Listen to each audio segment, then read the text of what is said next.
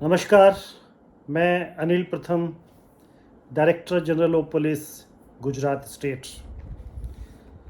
आज मैं SC ST act, schedule caste and schedule tribe act 1989 के बारे में बात करूंगा। जैसा कि आप जानते हैं कि हम महिला और बच्चों के क्राइम को CID क्राइम में देखते हैं, लेकिन जो महिला और जो बच्चे SC या ST कैटेगरी के हैं, इनके लिए हमें खास ध्यान रखना पड़ता है, खास सेंसिटिविटी रखनी पड़ती है, तभी हम इनको न्याय दिला सकते हैं। सरकार ने जो ये कायदा बनाया है, ये कायदा बहुत ही कड़क है और जैसा कि संविधान में लिखा हुआ है कि अनटचेबिलिटी हैज़ बीन एबोलिश्ड, और अनटचेबिलिटी को कोई किसी भी प्रकार में आज की तारीख में उसको अप्लाई करता है, उसका यूज करता है, SC ST के लोगों के साथ उस तरह का बर्ताव करता है, तो वो इस एक्ट के अंदर पनिशेबल है। सरकार ने इस एक्ट के अंदर इस तरह के जो एक्टिविटी हैं उसको डिफ़ाइन किया हुआ है कि वो कौन सी चीज़ पनिशेबल होगी, कौन सी चीज़ एट्रोसिटी कहलाएगी, और इसके लिए हर डिस्ट्रिक्ट के अंदर एक डिप्टी SP लेवल का खास ऑफिसर इसी पर्पज़ के लिए अपॉइंट किया हुआ है। ये उसकी ड्यूटी रहती है कि उस डिस्ट्रिक्ट के अंदर अगर ऐसे केसेज आते हैं तो वो उनकी इन्वेस्टिगेशन टाइम फ्रेम में करे, उनके लिए जब चार्जशीट टाइम से हो, और उसके बाद जो ट्रायल है वो ट्रायल के लिए स्पेशल कोर्ट्स हैं, स्पेशल सरकारी वकील हैं, वो सब अपॉइंट किए हुए हैं। उनको जो विटनेसेस हैं उन विटनेसेस को तैयार करे और समय पर आरोपियों को सज़ा दिलवाए। ये इस एक्ट का मुख्य हेतु है। पर हमने देखा है कि काफ़ी केसों में FIR दाखिल होती है, इन्वेस्टिगेशन होता है, चार्जशीट होती है, लेकिन ट्रायल के बाद आरोपी छूट जाते हैं कि उनके अगेंस्ट में सफिशिएंट एविडेंस नहीं है। तो मैं ये वीडियो के थ्रू उन सभी विक्टिम को कहना चाहूँगा, या भविष्य में जो होने वाले विक्टिम हैं उनको कहना चाहूँगा, और पुलिस इन्वेस्टिगेटर को कहना चाहूँगा कि इस बारे में सभी को कुछ मुद्दों का खास ध्यान रखना चाहिए। जैसे जो हमारा पुलिस एक्सपीरियंस है, जो हमने इतने सारे केस देखे हैं, इन्वेस्टिगेशन हुए हैं, चार्जशीट हुए हैं और फिर एक्विटल हुए हैं, और बहुत कम केसों में सज़ा होती है, उसके कुछ कारण ये हैं। सबसे पहला कारण ये है कि आरोपी और विक्टिम आपस में समाधान कर लेते हैं, क्योंकि वो जहाँ रहते हैं वहाँ कुछ सोशल कारण हैं, कुछ इकोनॉमिक कारण हैं, कुछ ज्योग्राफिकल कारण हैं कि वहीं आसपास में रहते हैं, और कुछ समय के बाद जैसा कि घाव ढीले पड़ जाते हैं, आक्रोश ढीला पड़ जाता है, तो वो लोग समाधान कर लेते हैं। इसके कारण केस एक्विटल में चला जाता है। दूसरा कारण जो रिलेटेड ही हैं वो ये है कि जो विटनेस होते हैं, जो पुलिस के सामने ये कहते हैं कि बनाव बना, लेकिन कोर्ट के सामने ट्रायल में वो हॉस्टाइल हो जाते हैं।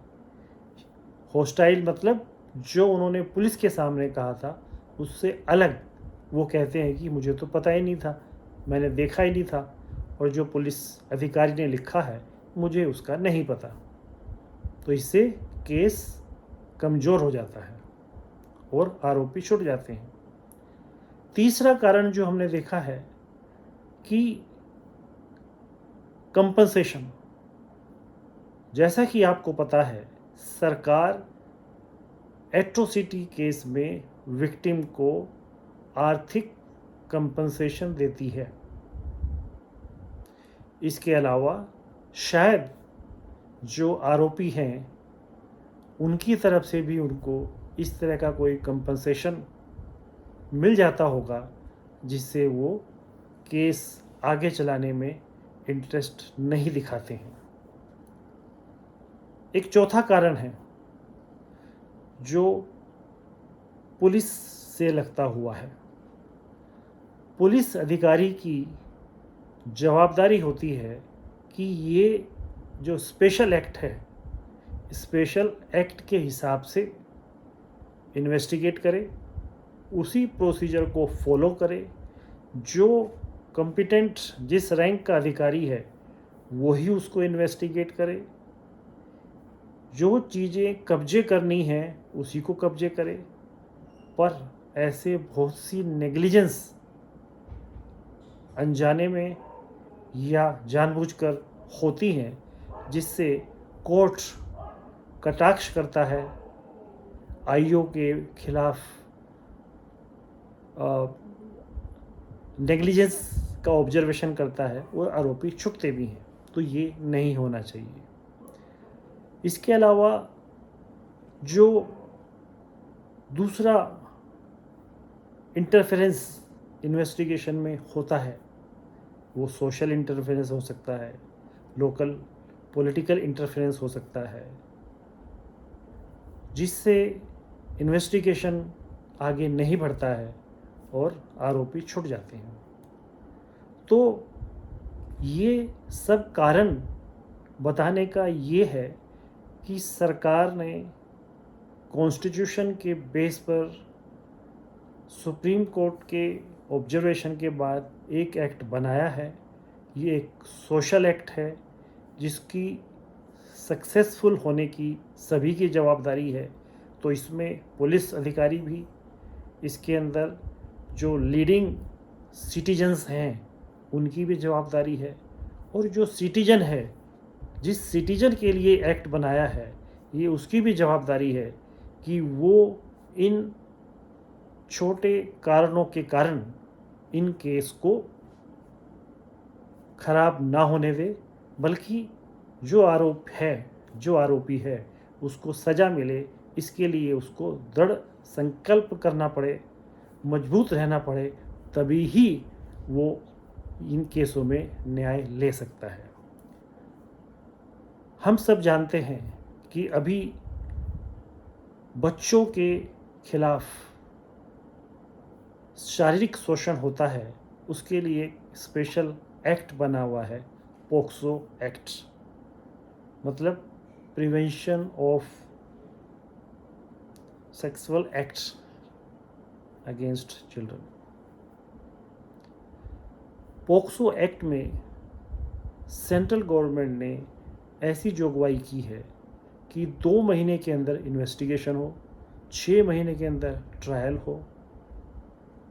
तो और काफ़ी इसमें रिजल्ट भी आए हैं। तो यही प्रिंसिपल अगर हम एट्रोसिटी के केस में भी लगाते हैं तो मुझे पूरी उम्मीद है, पूरा विश्वास है कि इन केसों के अंदर भी हम विक्टिम को, पीड़ितों को न्याय दिला सकते हैं। अंत में इन्वेस्टिगेशन ऑफिसर के लिए सलाह है कि एट्रोसिटी के जो केस होते हैं इनके अंदर भी पहले 1 या 2 दिन बहुत ही इम्पोर्टेंट होते हैं। एविडेंस इकट्ठा करने के लिए first 2 days are most important, most vital. और अगर ये टाइम निकल गया तो जैसा मैंने ऊपर बताया बहुत से कारण बीच में आ जाते हैं और केस डाइवर्ट होने लगता है। तो इसलिए समय से इमीडिएटली सारे एविडेंस को इकट्ठा किया जाए, रिकॉर्ड किया जाए, तभी हम इस ऐसे केसों में सज़ा दिला सकते हैं।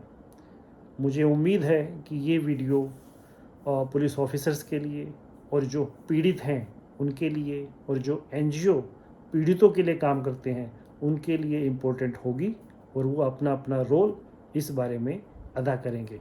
Thank you.